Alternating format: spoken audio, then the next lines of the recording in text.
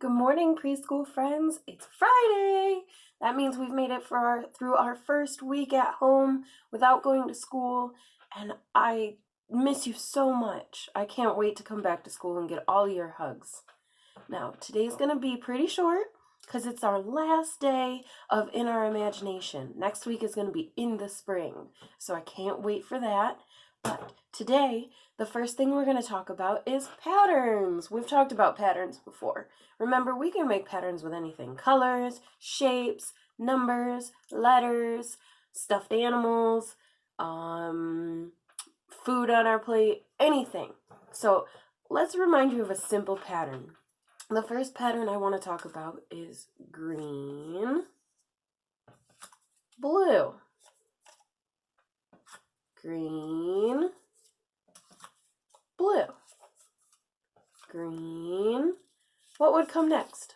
Remember, green, then blue, then green, then blue, then green, then blue. That's right. Good job. So this is a silly, super easy pattern that everybody can do. Now, we were supposed to use patterns with fairy tales and in my imagination. So I have a silly pattern. I'm going to do cookie, cookie, princess, cookie, cookie, princess. What would come next? Let's review. Cookie, cookie, princess. Cookie, cookie, princess. Cookie, cookie, princess. That's a silly, super easy pattern that we can do, but I'd like to see your patterns or pictures of your patterns that you come up with. I want you to practice at home. You can use your stuffed animals like this. You can use colors and color me a pattern. You could use chalk. You could do exercise. You could do jumping jack and then hop like a frog and then jumping jack again and hop like a frog. You can make patterns using anything. Even cooking, you could make a sandwich and do peanut butter, jelly, bread, right? So I want to see pictures of your patterns. You don't have to be in the pictures, but post in this under this video in the comments pictures of your patterns so I know that you're practicing. Our next activity you're going to have to do with mom and dad, and it's just reviewing our alphabet letters. All you got to do is write them down or even just ask them out loud, what letter makes this sound? And be sure you're practicing their names with them because we practice those almost every day.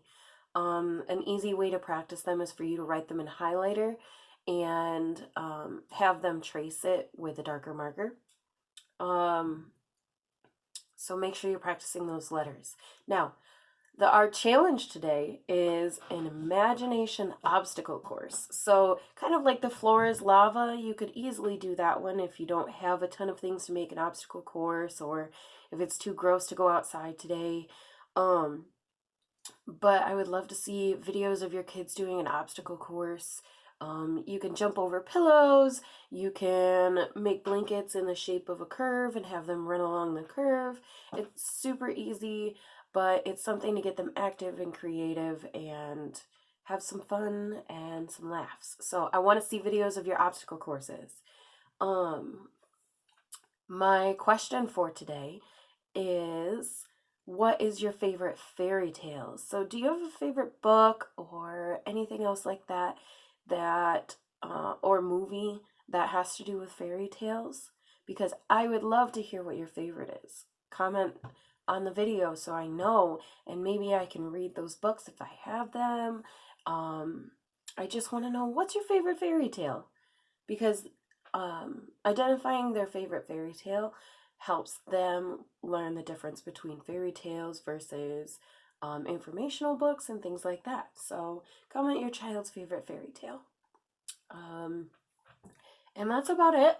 I do have one more thing. I have a read aloud book, and it's our last read aloud for imagination, but I am going to post a couple more because I have a couple more imaginative books. But this is our fairy tale book.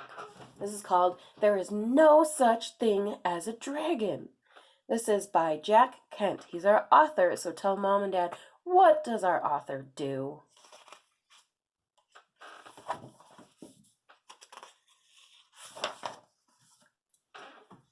Billy Bixby was rather surprised when he woke up one morning and found a dragon in his room.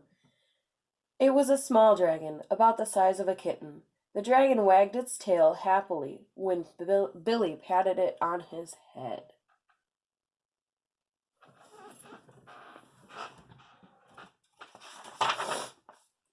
Billy went downstairs to tell his mother. "There's no such thing as a dragon," said Billy's mother, and she said it like she meant it. Billy went back to his room and began to dress. The dragon came close to Billy and wagged its tail, but Billy didn't pat it. If there's no such thing as something, it's silly to pat it on its head.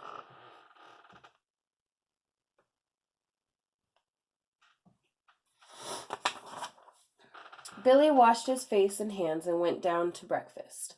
The dragon went along. It was bigger now, almost the size of a dog. Billy sat down at the table. The dragon sat down on the table.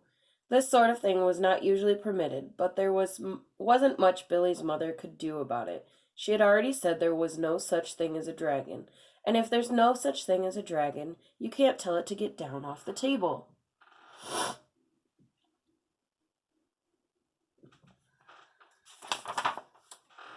Mother made some pancakes for Billy, but the dragon ate them all. Mother made some more, but the dragon ate those too. Mother kept making pancakes until she ran out of batter. Billy only got one of them, but he said that that's all he really wanted anyway. Billy went upstairs to brush his teeth. Mother started clearing the table. The dragon, who was quite as big as Mother now, made itself comfortable on the hallway rug and went to sleep.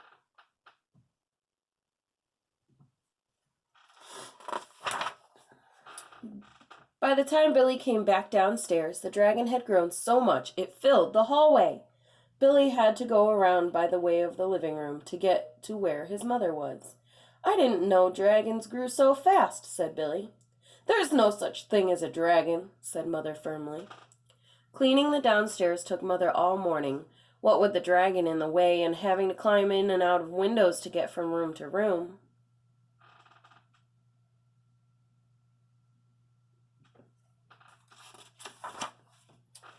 By noon, the dragon filled the house. Its head hung out the front door, its tail out the back door, and there wasn't a room in the house that didn't have some part of the dragon in it.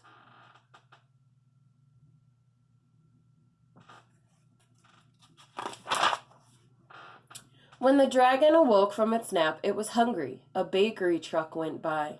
The smell of the fresh bread was more than the dragon could resist. The dragon ran down the street after the bakery truck. The house went along with it, of course, like the shell of a snail.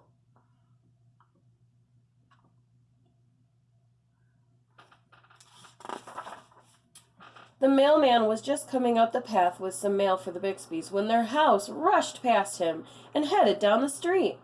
He chased the Bixbys' house for a few blocks, but he couldn't catch it. When Mr. Bixby came home for lunch, the first thing he noticed was that the house was gone. Luckily, one of the neighbors was able to tell him which way it went.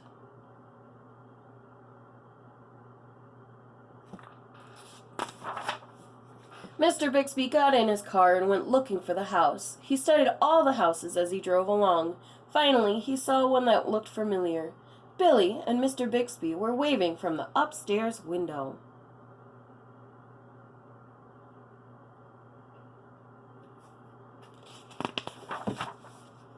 Mr. Bixby climbed over the dragon's head onto the porch roof and through the upstairs window. "How did this happen?" Mr. Bixby asked. "It was the dragon," said Billy. "There's no such thing," Mother started to say. "There is a dragon," Billy insisted. "A very big dragon." And Billy patted the dragon on his head. Look at the dragon got the bread. That's so silly.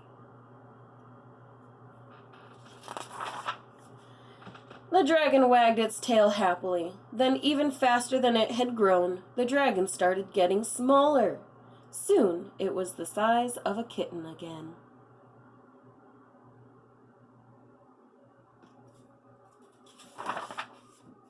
I don't mind dragons this size, said Mother. Why did it have to grow so big? I'm not sure, said Billy, but I think he just wanted to be noticed. The end. That was such a good story, and I hope you guys liked it. I will be posting a couple more story videos today for you. Maybe save them for bedtime or whenever the kids get restless. That's all I have for you today. Remember, next week we're going to be in the spring, not in my imagination. Okay, I love you, friends. I can't wait to see you again. Bye!